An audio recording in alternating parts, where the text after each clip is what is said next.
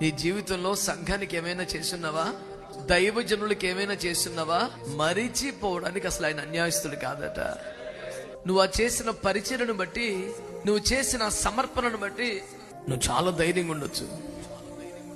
ఆయన మర్చిపోడని దేవుడే స్వయంగా ప్రకటించాడు, నువ్వు బ్రతకవు, చనిపోతావు, వెళ్ళి చక్క పెట్టుకో అని. కానీ హిజ్కియా ధైర్యం ఏంటి తెలుసా?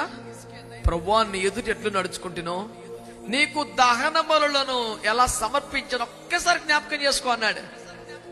దేవుని నిర్ణయమే మార్చివేయబడింది, మరణమే ఆగిపోయింది, నిఖార్సైన ఆయుష్ 15 ఏళ్లు పొడిగించబడింది, కాల చక్రమే వెనక్కి తిరిగింది, మొత్తం భ్రమణాలు మారిపోయాయి. ఎంతైనా చేసే నమ్మదగిన దేవుడు.